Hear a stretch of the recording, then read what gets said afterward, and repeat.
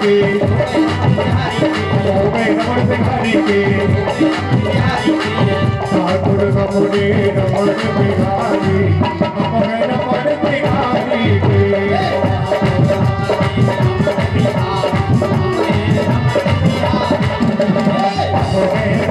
बिहारी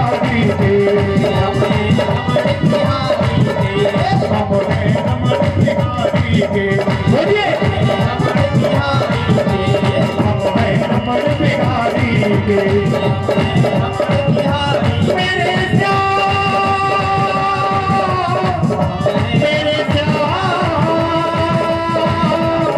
मेरे श्याम मेरे श्याम मेरे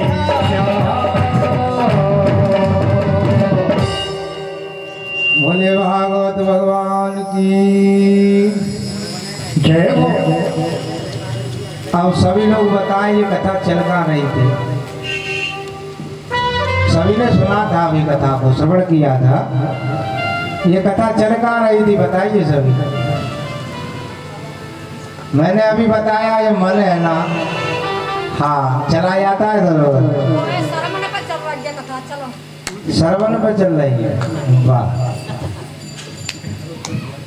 देखो एक जगह ऐसे ही भगवान की कथा हो रही थी, तो कुछ ध्यान हमें भी भूल गया और कुछ हमारे भक्तों को भी भूल गया। तो मैंने उनसे पूछा, भक्त लोगों ये कथा कहाँ चल रही है? भक्त बोले महाराज हमें तो पता नहीं ये कथा कहाँ चल रही है। एक बच्चा खड़ा हुआ, बोला महाराज मुझे पता है। तो बेटा ये बताओ कहाँ कथा चल रही है? बच्चा बोला और कहाँ चल रही है? या पंडाल में चल रही है। बोले भक्त वत्सल भगवान की जय हो। तो भाई आप लोग ये भी कह देते कि पंडाल में चल रही है। चलो बढ़िया आ जैसे है तो बढ़िया दुनिया आता है। देखिए जो धर्म के कार्य में आगे बढ़ता है, ठाकुर जी महाराज उसे भी आगे बढ़ाता है, और जो धर्म के कार्यों में रोक लगाता है तो ध्यान रखना यमराज उसको अच्छी सजा देता है। क्या देता है? खोलते हुए तेल में उसे छोंक देता है। यही श्रीमद् भागवत की कथा में नरक का भी वर्णन आएगा, अजामिल आदि की कथा भी आएगी। सभी की इसमें सुंदर सुंदर कथाएं हैं, और जिनके भाग्य में नहीं है वो तो घर से भी नहीं सुन पाते हैं, उन्हें तो कथा काम लगा रहता है। आप गंगा जी जा रहे हो स्नान करने के लिए, ध्यान रखना जब आपके भाग्य में होगी कथा तभी मिलेगी, और गंगा जी का स्नान भी आपके भाग्य में होगा तभी मिलेगा। कारण जब तक उसकी कृपा नहीं होगी तब तक आपको ऐसी कथा श्रवण करने के लिए नहीं मिलेगी। जब उसकी कृपा हो जाएगी तभी आपको यह कथा मिलेगी। एक प्राणी ने कहा, क्या कहा उसने कि मैं तो गंगा जी नहाने जाता हूँ, कोई रोक ले। ऐसी कथा में पंडित जी कह रहे थे कि बड़े भाग्य से गंगा जी मिलती है, माने हमें कोई रोक के दिखाए। एक कंधे पे डंडा रखा लट, और महाराज जाने लगे और गंगा जी तक पहुंच गए, और डंडा लेके कह रहा है वहां पे बैठा हुआ कि हम गंगा जी नहावे जा रहे, हमें को रोक ले। तो कहा को दिमाग थोड़ी ना फिरेगा है, माने भाई ये गंवार आदमी है, डंडा सिर में देगा खोपड़ी फोड़ देगा। किसी ने उसको नहीं रोका, और वो ऐसे के बिना नहाए गंगा जी और घर को लौट आया। पंडित जी से जाके कही, महाराज जी आप कथा में कह रहे कि भाग्य से गंगा जी नहाना मिलता है, और मैं तो गंगा की पार पे घूमूंगा और लौटे आया। पंडित जी महाराज ने कहा कि भाई बोल, तू गंगा जी तक गया तो गंगा जी में जाकर के तूने डुबकी लगाई, गोता लगाया। बोले महाराज हमें काम न रोको ही नहीं हो तो हम खाए को जो डुबकी लगाए भी लगे। तो ध्यान रखना ये बड़े भाग्य से ऐसी कथाएं हमें श्रवण करने के लिए मिलती हैं। और घर में तो भैया हम लोग बैठे रहते हैं, काम धंधों से हमें फुर्सत नहीं मिलेगी। क्या कि जिंदगी जब तक रहेगी फुर्सत ना मिलेगी काम से, सो कुछ समय ऐसा निकालो, सो प्रेम करो भगवान से। भगवान की कथा में भगवान का भक्ति ही आ सकता है, परंतु दुष्ट नहीं आ सकता। तो कथा को ध्यान से सुनना परिचित जी महाराज। हाँ, तो कथा को प्रेम से सुनिए और ध्यान से सुनना। मैं बार बार आपको यही पूछता रहूंगा कि कथा कहाँ चल रही है। तो सूत जी महाराज से प्रश्न कर रहे हैं सौनक आदि ऋषि। सौनक जी कहते हैं करुणी गृह जाता स्वाल को बुद्धि दायक। गृहिणी महाराज ऐसी मिल जा रही है, घर के अंदर आ रही है जो कलेश कर रही है। सोच दया धर्म कोई महाराज उनके अंदर ही नहीं रहा है। और साले को बुद्धि दायक, साले सालियों की सलाह ली जा रही है। पहले हम लोग कैसे कहते थे कि माता तीरथ पिता तीरथ, तीरथ है बड़ो भैया, और इनकी सेवा तुम कर लोगे पार है जागी नैया।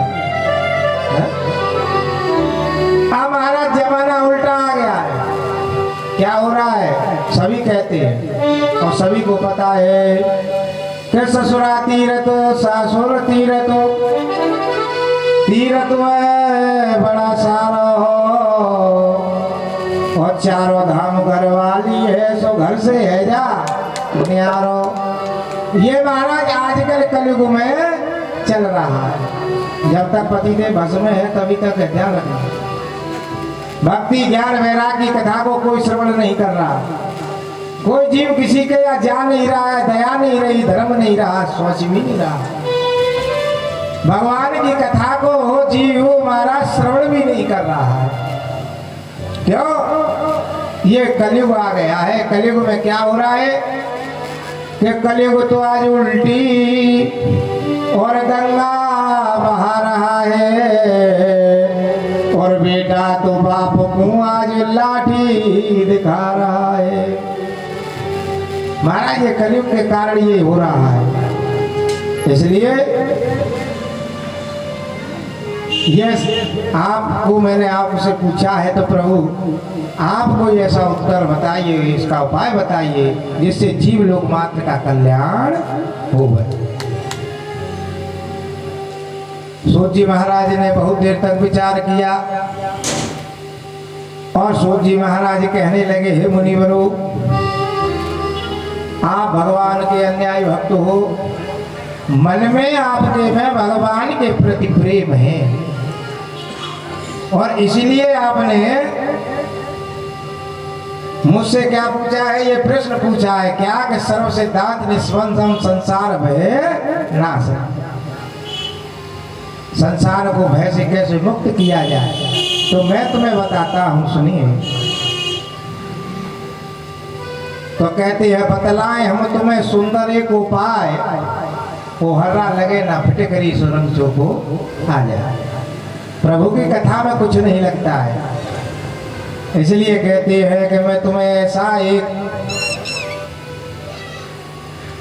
कथा को श्रवण कराता हूं जिसे श्रवण करने से जीव भव से पार हो जाता है।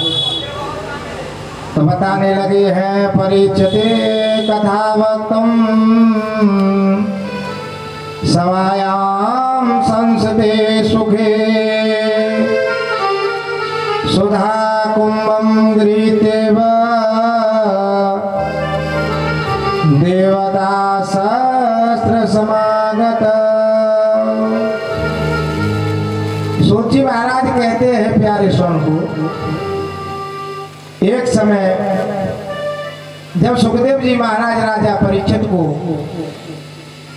श्रीमद् भागवत की कथा का रसास्वादन करा रहे थे। उसी समय जो देवता है ना, अमृत का कलश लेकर के सुखदेव जी के पास आए। कहने लगे, हे महाराज, आप यह अमृत का कलश हमसे ले लो। इसे राजा परीक्षित को श्रवण करा दो। इससे यह महाराज मृत्यु के वैसे नहीं रहेगा भय मृत्यु का, इसलिए इन्हें पिला दीजिए। और जो आप राजा परीक्षित जी को कथा श्रवण करा रहे हो, वो कथा अमृत का पान हमें दीजिए। तो सुखदेव जी महाराज जिन्हें मन में विचार किया, सुखदेव जी बोले, जी देवता अपना काम बनाने में बड़े सक्षम हैं। और विचार करने लगे, और मन में विचार करने लगे हैं। क्या कहते हैं सुखदेव जी? का सुधा का कथा लो